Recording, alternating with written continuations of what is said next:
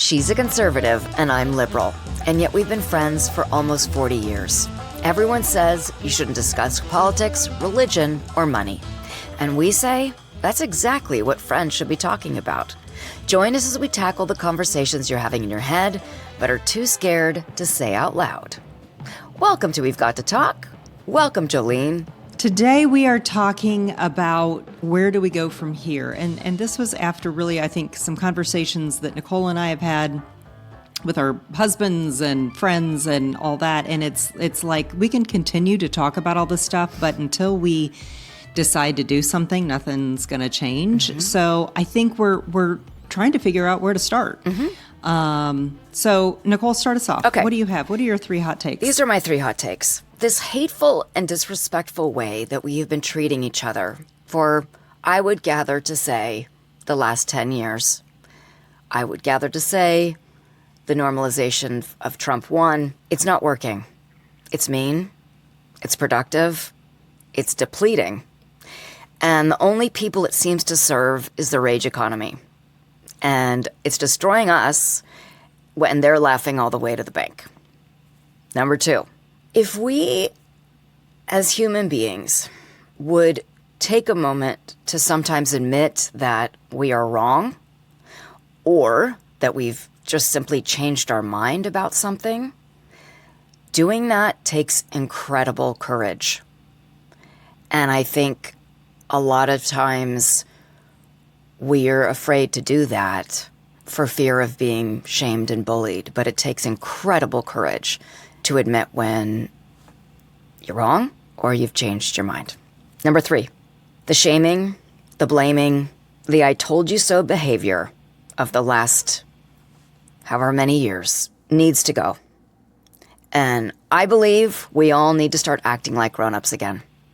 I love it. Okay.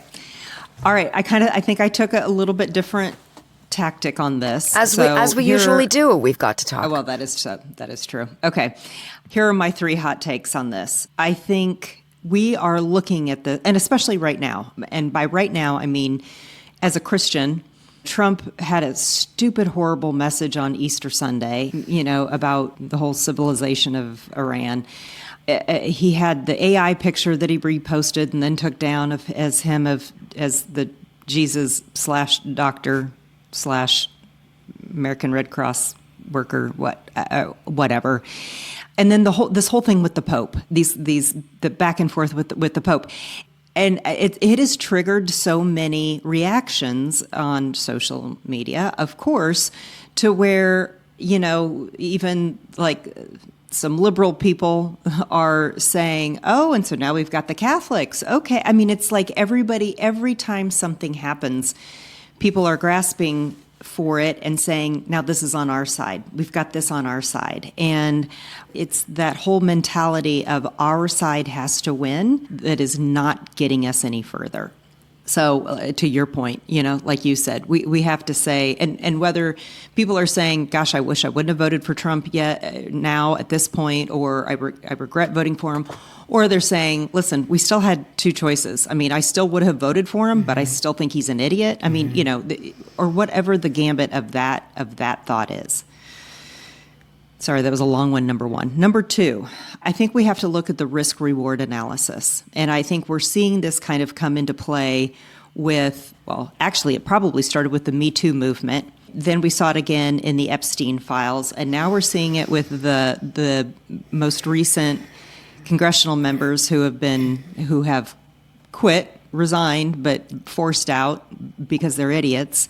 This whole mentality of I can get away with this until I can't get away with this anymore. And when are we going to stop, I guess, thinking that this bad behavior is okay? And these dirty, like the whole conversation is around how this was the worst kept secret in Washington, D.C.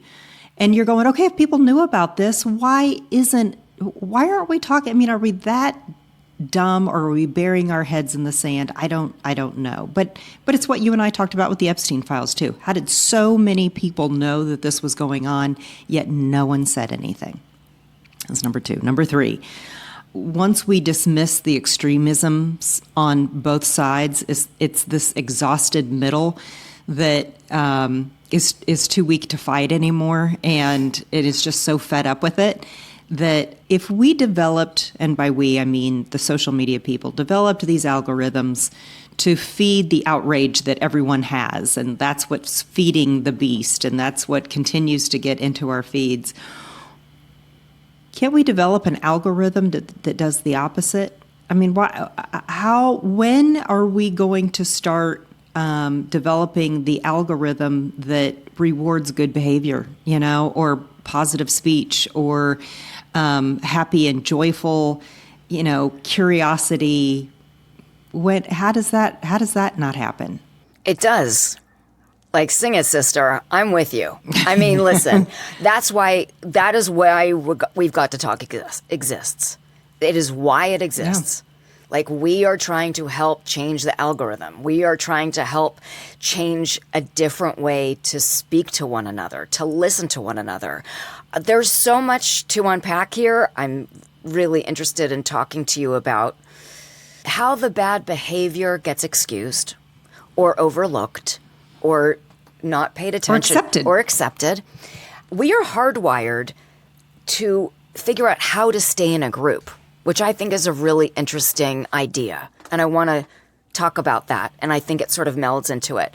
So that, for instance, we're so ready to self-identify. I am a liberal. I am a conservative. I am a Democrat. I am a Republican. And we're in this place where if we say anything that isn't in line on the party line or in the tribe line, everybody's ready to kick you out. And not only kick you out, shame you, bully you, tell you you're wrong, tell you you're stupid. And if you had a chance, like, you know what, I've been thinking about this particular subject, whatever it may be, and I think I might have changed my mind. Well, of course you should have, instead of, oh, well, let's talk about it. What made you change your mind? How come you came to that conclusion, right? So I'm just going to put this out there. When the next time you say, even, I am a Christian, I am an atheist, whatever it may be, maybe when we can give ourselves room and give our person we're talking to a little room by saying, I tend to vote Republican. I tend to live my life by Christian values. It just sort of pulls, it stops the, like, this is my tribe. And maybe the Christian thing's a little tricky to use that example. But maybe not. When we just like, this is my team, don't F with me, Linda, I'm trying. Like, I deal with the social media. And we love your comments. We're so grateful that you listen and watch our episodes. And sometimes it's just reacting to a snippet and we encourage you to watch the full thing. I don't even think people understand that they're doing this. There is this sense of righteousness on either side that doesn't give any room for another person to hear them. Do we get so caught up in identifiers that it doesn't then allow for curiosity? Yes. So, I mean, I think I was young, but I remember thinking, why is it so important if you're a homosexual to come out as a homosexual?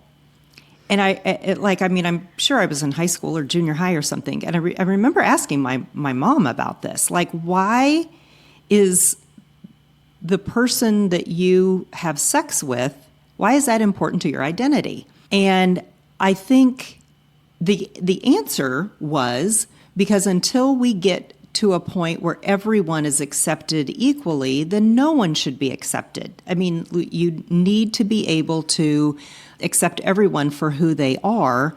So then did we get into a time in our culture where identifying either your sexuality or your political or your religious perspectives or all of these things then instantly categorized you as this. And then you had to spend so much time going, well, but that's not me. I am a Christian, but I don't believe in capital punishment, or, I mean, I don't know. Right, that was right, probably right. a bad example. Right, but right, whatever right. it is, that by standing up and saying, this is who I am at the very beginning, takes away every opportunity for curiosity for those people that you're talking to.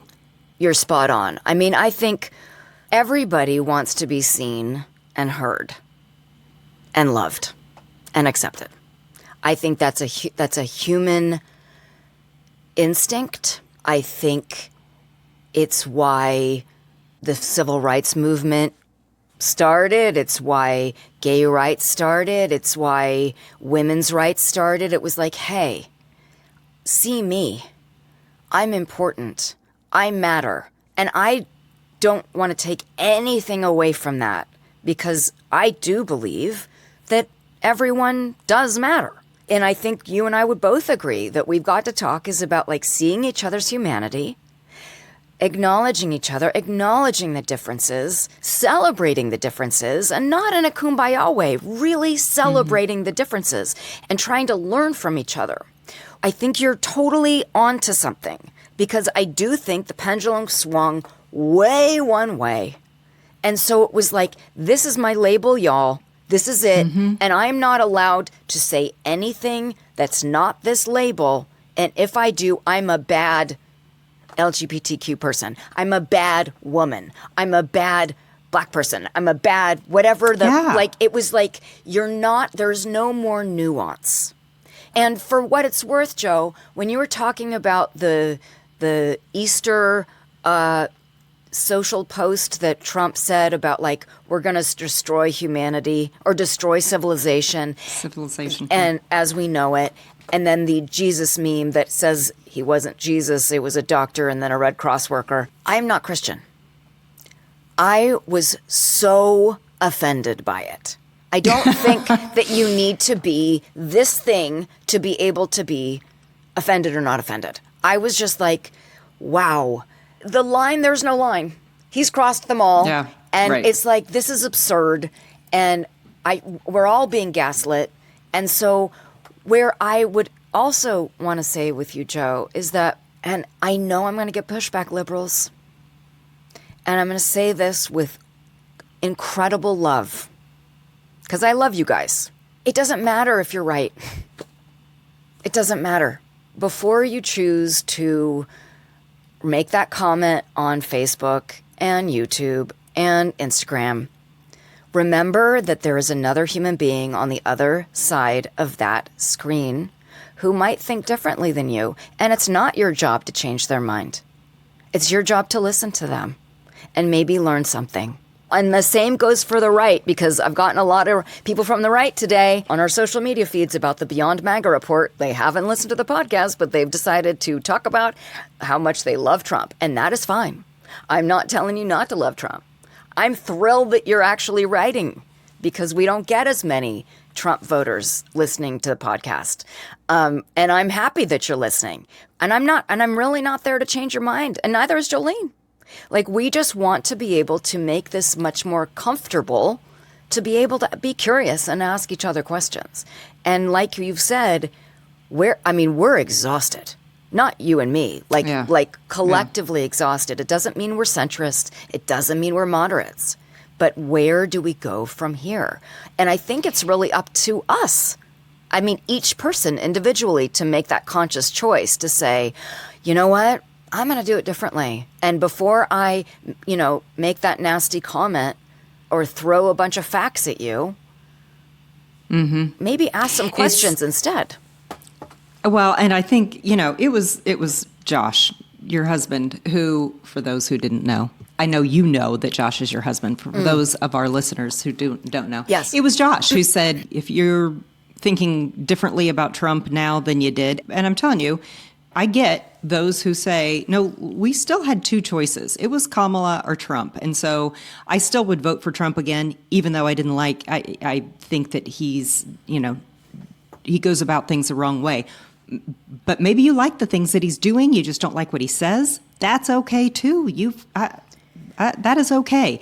But it was Josh who said, let's stop pointing fingers and going, you wanted him. This is what you voted for. Hey, y'all, this is what you voted for. Got it. We know.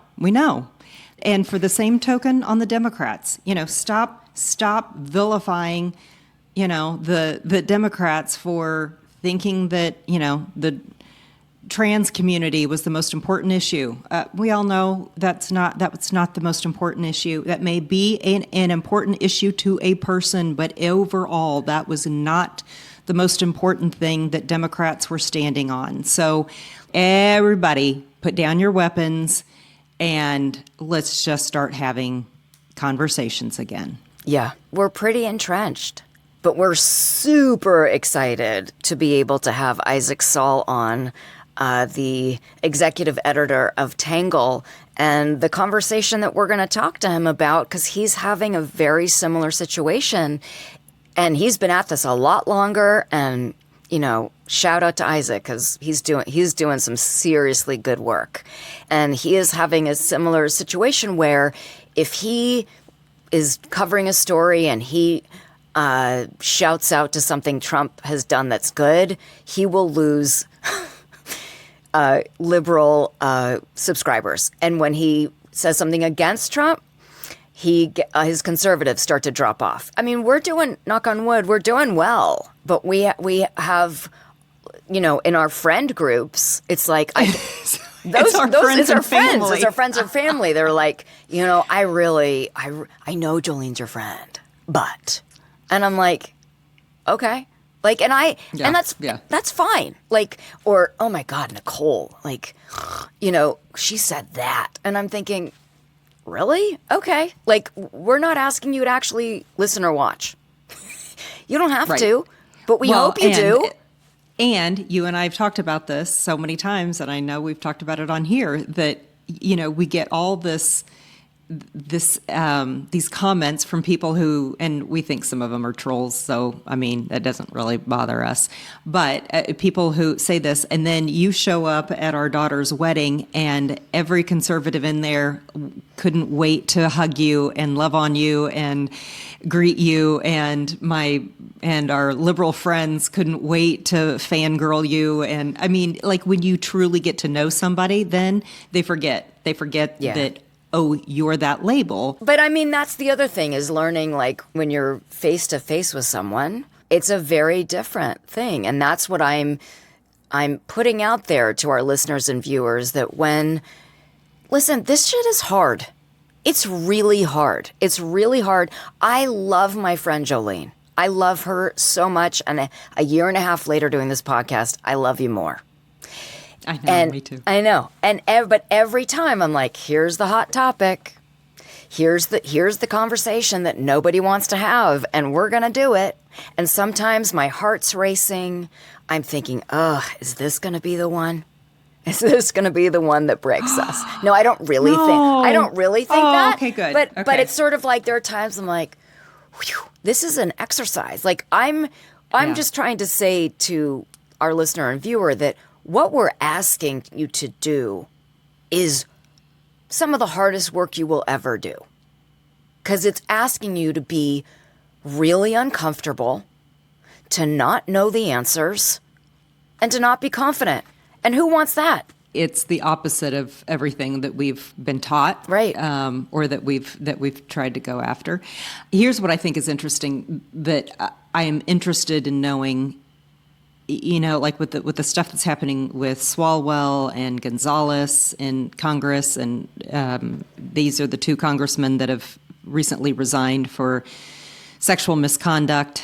Is it just so interesting that it has taken this long? Like, some of the stuff that Swalwell had done was started in 2018. Why are we in 2026, 8 years later, and people knew that it was going on and knew, and the same, I mean, the Gonzalez situation happened years ago. So why is it that we're willing to brush this stuff aside? I think, or to look beyond it? Yeah, I think, Jolene, that's such an incredibly good question. And I think young women today don't understand. Like, it seems crazy to them. And this is not like women, poor victims, whatever. We have just dealt with so much shit. We always have, from the beginning of time. And let me say this. I love being a woman. I love it. I wouldn't change it. I know how to stand up for myself. I've not been in corporate America necessarily, but when I was like doing rent jobs in order to pay my rent before I could act full time, like I was in different like corporate situations to, whether it was temp work or whatever. So I was around it, and I would see and be privy to some really shitty behavior by men. And I think we were taught, oh, you're overreacting. Oh, we're joking. Like that kind of, and it just went on and on and on. And then the Me Too movement happened, and then people were starting to be held accountable. And then I think, and I might get pushback for this, there were some allegations that I think went way too far, like you looked at me wrong. And I'm thinking, this is not the point here. The point is truly like, were you inappropriately touched? Were you like, let's actually stay in the room, everybody. And I might get pushback, and I understand why young women now are like, what the fuck? Sorry, Linda, that like, how could you not have said something? And I even heard an interview with, and I can't remember who was interviewed. It was some congressperson that was like, it was a Swalwell friend that said, well, I'd heard about the flirting, but, I would see him with his wife and it seemed like it was okay and they'd been together a long time. So why would I say anything? Why wouldn't you say anything? You probably didn't say anything because you didn't want to lose that Democratic seat. That's why you didn't say anything. This is not about protecting humans. It's about protecting your tribe. That's what I think. Yep. And now I think the people have just had it. I mean, are you complicit then? I think you are. If you are, you go, ooh, yeah, I knew that he was creepy, or I knew that, But we all, as humans, we do that. We don't want to stir the pot. And, I think women, these women that have come out, it's such a courageous thing to do. And I think that a lot of times it takes a while because they're scared of the backlash because we're so ready to discount them. Or, what were you wearing? Did you drink? Like all the things that could make it their fault, which it's not their fault. And then that video I sent you where they were like, it's not AI. It was from AP News where they had a camera. They showed, maybe you didn't see it, of Swalwell with the girl. No, I haven't seen that yet. And I'm just thinking, okay, I just keep thinking about his wife and how I'm just heartbroken for this woman. And also the unbelievable ego on these people. It's the time of cell phones and texts and emails. Nothing's private. Nothing's private, you guys. So the fact that he thought he could run for governor and like this stuff wouldn't come out, like he just was on enough. An ego trip. Yes, that I can do more and more and more and more and more and more and more. Here, okay, but this always conjures up the conspiracy theory. I knew theory it. In me. I saw your face. Why now? Like why now? Did all of these these women come forward? Why now? And why together? And how did this seemed like a really curious time as he was number one in the polls for the governor, for the Democratic nominee. Here's the deal, y'all. I don't care. I don't care who did it. He's an fucking scumbag. I said it, Linda. He's a scumbag. And it's all about power. Keep it in your pants. That's what I want to say. You know who should have elected office right now? And I don't care, from the local level up to the presidency. It should be a menopausal woman because, number one, our libido is so low that, you don't have to worry about us doing anything inappropriate. We're up at 3:00 in the morning. My gosh, you want to get some stuff done? We're going to get climate change. That's you want to get climate change fixed? Give it to a woman having a hot flash. She'll sign anything and get that done. I'm telling you right now, bipartisan, a menopausal woman is the best person to run this country right now. Yes. Agreed. Where do we go from here, Jolene? Do you have a tidbit of advice for both the left and the right? Get to know each other. I think we are so excited about, we've got listener and viewer, we've got some really fun, really good things coming up in the next several weeks, opportunities that have come our way, and we are so excited to bring them to you and to be a part of some of these programs. The main thing in all of this is curiosity and is being able to get to know somebody and talk to somebody on a personal level, because without that, again, we come in with these preconceived notions of who someone is based on what they look like, judging people by what they look like or what they have on or what kind of a car they drive or whatever. And until you actually get to talk to somebody, you have no idea. That's what we've lost with social media, because people are able just to say whatever they want and there's no repercussions. Agreed. I know we don't really do good for the souls anymore, which makes me sad sometimes, but we have to do one right now. This is an important one that people should follow. It's at the Enemies Project. And I think that this is, if you don't know this handle on Instagram, it's helping, quote, enemies, unquote, rediscover the human being in each other. And I have sent Jolene a bunch of these videos where they have like a black woman and a self-proclaimed white supremacist. And there's this mediator and they talk, and it's incredible. It's very moving. It's very difficult. And I think this is exactly where do we go from here? We start recognizing each other's humanity again. Yep. Right. How about a would you rather? I do have a would you rather. Right on. Do you? I do.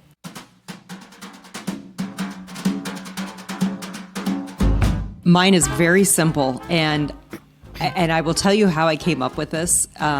Wait, can I go first? Of course. Okay. Thank you. I was just bullying my way right in there. I am only 57. Are we 57? I'm not yet. 7. Oh, that's right. I am older than you. I am only 57 years old, but my obsession with birds right now, I feel like I'm 87. That is not at all what I thought you were going to say. Okay.